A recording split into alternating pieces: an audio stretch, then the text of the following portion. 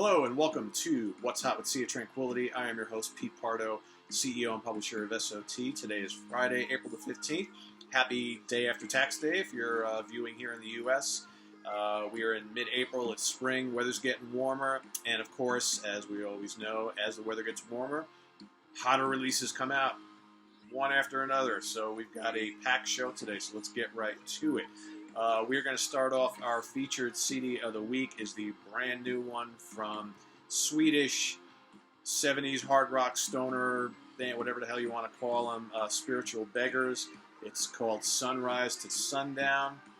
That's that new bad boy right there. So for those of you who haven't been listening to this band, and shame on you if you haven't, they have been around for now, I'm going to say close to 20 years.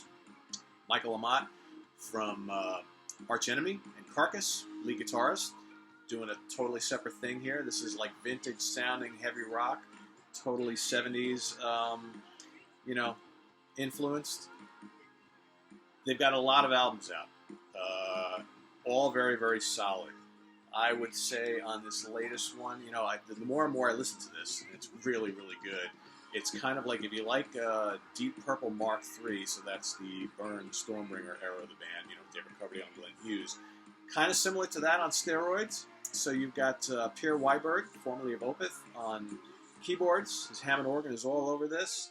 You got the masterful Apollo on lead vocals. I mean, it's really, really hot stuff. There's some killer guitar work. Great grooves. Like I said, a great organ. Powerful vocals. I mean, check this out.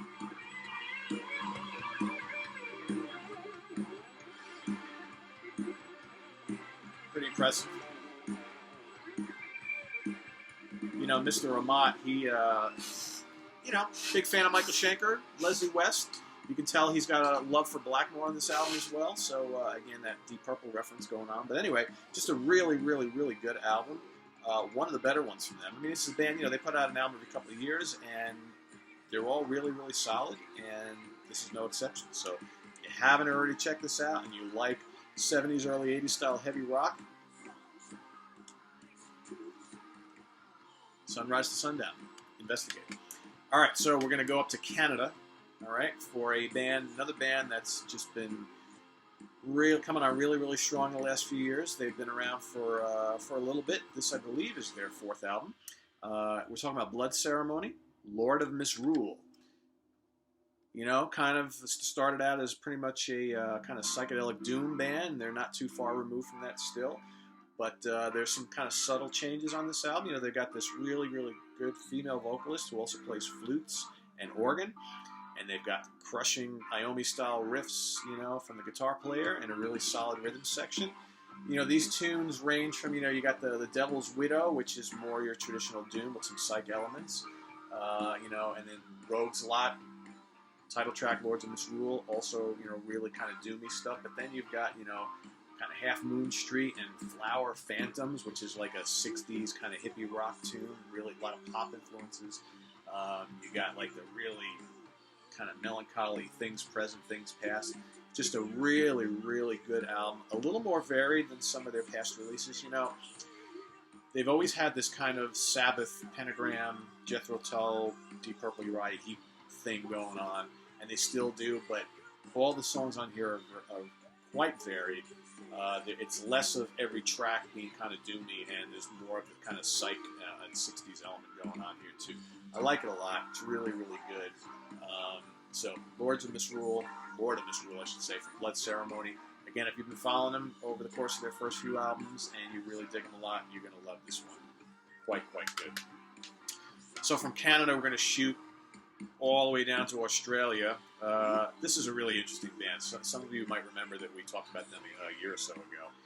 And the band is called Taro. No, this is not the Taro from Finland. This is another 70s throwback band from Finland. It's called Reflections. This is on the Heavy Change Records label. Really, really, small record label out of Australia.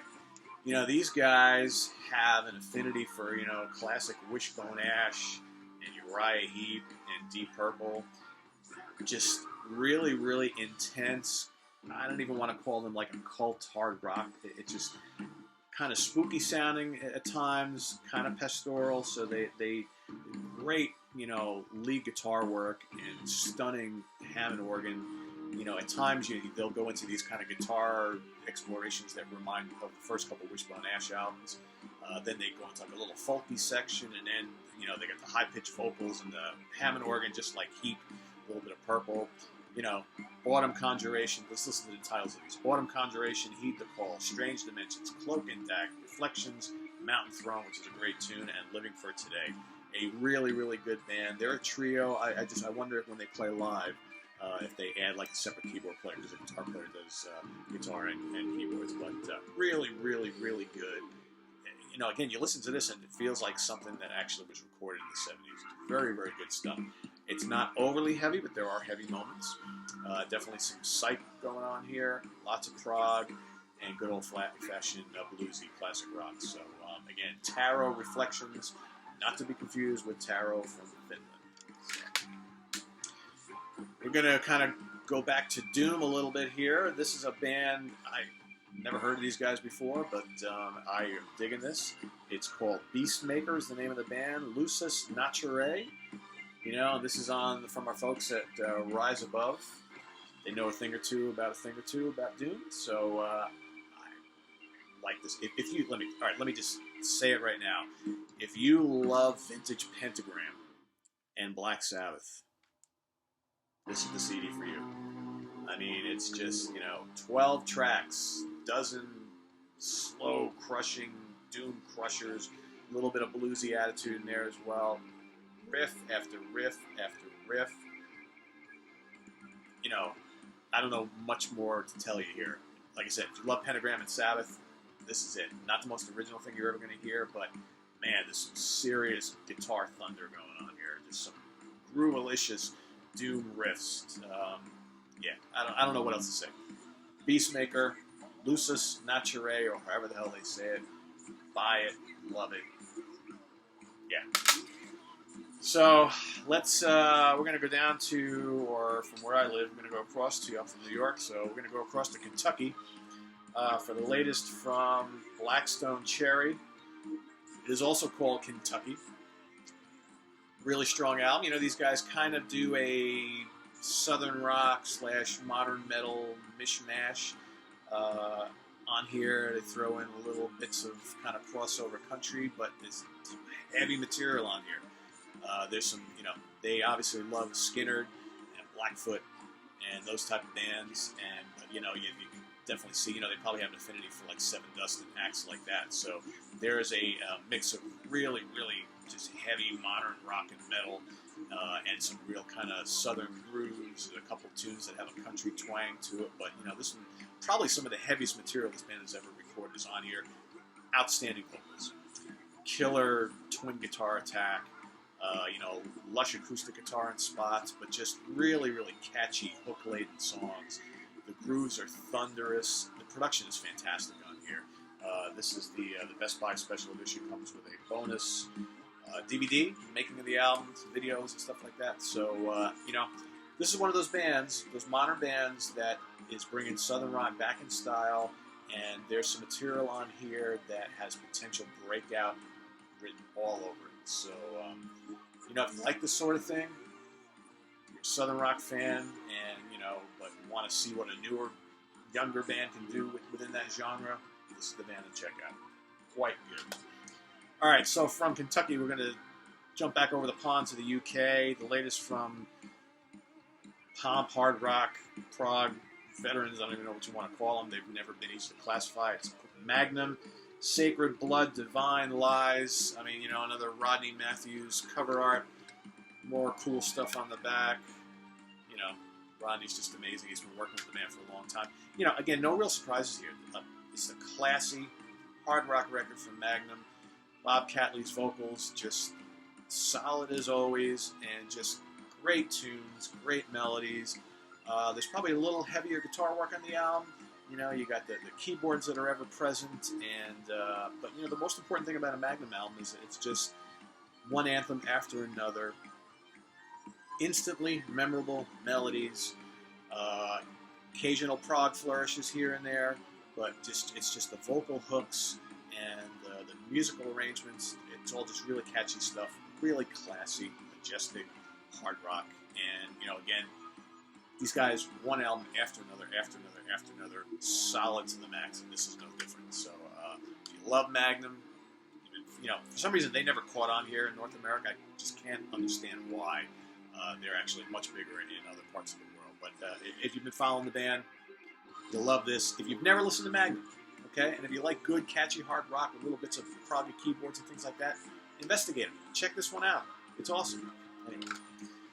So, I had the pleasure of seeing Santana and Journey the other night at Madison Square Garden, and I was able to get a copy, okay, just in time for release today, of the, you know, Santana's doing this reunion with the classic original band, well, most of them anyway, and here it is, Santana 4. So we've got on hand, we got Carlos Santana, we got Neil Schon, you know, who used to be in the band back when he was a teenager, also from Journey on guitar. Greg Raleigh on Hammond organ and vocals, okay. You got Michael Shreve on drums, who was fantastic the other night, as they all were. It was great to see Raleigh up there with Santana again. You got Michael Carabello on congas. You got Benny Ritveld on bass. He's been a mainstay in the Santana band for a long time, obviously not from the original band. And Carl Perazzo, who I believe is the son of you know, Mr. Perazzo, who passed away. So really, really good. I mean, you know, it's a throwback to those first, like, say, 4 or 5 Santana albums. So lots of jamming, lots of crazy guitar explorations. You know, you got the Hammond organ, the dueling vocals of Raleigh and Santana, percussion galore. There's, like, I think, like 15 or 16 tracks on here, some instrumental stuff, some just the Latin rhythms, the jazz fusion. You know, I love this. This is one of those things, I mean, it's a perfect time of year for it. You know, it's spring. Spring is here. We're going into summer. This is going to be like a soundtrack to the pool and barbecue season for sure at the Pardo residence. I guarantee you that. And it was great to see them playing the other night at the Garden. Half the Santana set was with this band, and then the other half was with the current band. I would love to see them do a whole tour. You know, like a 2-hour set, hour one version, hour the other version, and then maybe like a little jam at the end with everybody. I'd love to see that. So, highly, highly recommend. We're going to kind of stick on kind of classic rock blues type of thing. So the latest from one of the busiest working guys in the music business, Joe Bonamassa, Blues of Desperation. You got to love Joe. I mean, he's a killer guitar player. He's a really good singer. You know, whether you've listened to him solo or whether you listen to his albums he's done with lead vocalist extraordinaire Beth Hart, or whether you kind of came into be introduced to Joe when he was playing with Glenn Hughes and Jason Bonham and Derek Sherinian in Black Country Communion. The guy's a major talent. He's a crazy good guitar player. He's a very good singer. You know, he's got a ton of albums out. I mean, whether he's putting out new studio albums every year or two, or releasing a live album in between, I mean, he's already got like 1 million releases, so it's kind of hard to keep track. One of the nice things about his last couple of albums is he's mostly going to just playing and writing original material now, whereas he did a lot of covers early on. This is all original stuff. It's very, very good. So you got your mix of, like, you know, just good blues, heavy rock songs, the more straight blues things, some jazz, some, you know, light blues, some atmospheric stuff, some pop, a little bit of soul and R&B. It's kind of a little bit of everything. You know, you got the tune Mountain Climbing, which you haven't seen him. He posted all over Facebook. There's like a video for it, some live renditions. Really good hard rock song. The tune Drive is great. This Train, he loves putting trains in the titles of songs. Really good driving blues tune. Living Easy is great. The Valley Runs Low. The title track Blues of Desperation is great. Sizzling guitar work. You know, he lists all the different guitars he uses on the album in here, which is kind of cool. So he's got his trusty Les Pauls and Strats, and you know, he's got a Flying V that he uses in a couple tunes. So it's just another really solid album from Joe B. Check him out on tour. I'm sure he's going to be out there before you know, because he's always out there playing. So with that, we're going to go to the last segment of the day, which, of course, as you know, is Forgotten Favorites, where we take a look at a release from the past, either from way back in the past or the recent past, albums that maybe never got their due back in the day or been kind of forgotten by the general public, but remain pretty close to my heart. So today's and kind of the inspiration for today's pick, I've been reading Martin Popoff's excellent book on Ted Nugent. It's called Epic Ted Nugent. and it's made me kind of go back into the Nugent catalog quite a bit since I've been reading it. And here's an album that I've always really dug, and it wasn't one. It was a semi-popular album, but this was released at a point where I think Nugent's major success was kind of waning a little bit. And it's the 1980 release called Scream Dream. Most people know this album for Wango Tango. I mean, it was one of his most popular tunes. But there's some other hidden gems in here. And of course by then, Derek St. Holmes was no longer in the band, although he would come back shortly thereafter, briefly, and pop in and out of the band for a while. And always probably my favorite vocalist in Nugent's band. But here you got the very capable Charlie Huhn on half vocals, and Nugent sings the rest. But there's some classics on here. The title track, Scream Dream, is a underrated Nugent gem, ladies and gentlemen. I'm telling you, it's a killer riff. Great heavy tune. Hard as Nails is awesome. Violent Love, Spit It Out, great tune. Terminus El Dorado and How About Come and Get It. Top to bottom, just a really good Nugent album. I mean, it's got everything you like from the Motor City Madman. So if you love heavy rock with some crazy guitar, the lyrics are dumb as a rock as always, but that was kind of the charm of Ted Nugent. Always has been and still is. So you're not really going to a Nugent album for lyrical inspiration, but it's always fun. And like I said, he's just still wailing on the guitar. So while it may not be, the Ted Nugent album and Cat Scratch Fever and Free for All, and Double Live Guns always seem to get all the credit as far as the solid Nugent catalog goes, especially the early catalog. But Scream Dream, State of Shock, Weekend Warriors. Really good albums, I think, and stack up there pretty well. You can say what you want about the rest of the '80s material, like the Ted Nugent album, the Nugent album, and Penetrator and Little Miss Dangerous and all that kind of stuff. Hit or miss on those, but this was probably the last, for me anyway, really classic Nugent album. Although he's put out some fairly solid ones in recent years as well. So Ted's always pretty solid in my book, and Scream Dream. A forgotten favorite, my forgotten favorite for this week. So if you've never checked it out, go ahead and do so. And if you are a fan and you haven't listened to this in a while, here's a good time to dig it out and blast it away. So with that, I'm going to leave you. Once again, Pete Pardo with Sea of Tranquility. Visit us on the web at www.seaoftranquility.org. We are on Facebook, we are on Twitter, and we are here, maybe not every week, but certainly a few times a month here on YouTube. So till next time, I've got some pretty good stuff lined up for next week, including, actually, the week after next, including a hot new archival live release from the Mighty Rainbow and all sorts of other good stuff. So till then, be safe, investigate all this great new music, but don't forget the classics. See you next time. Take care.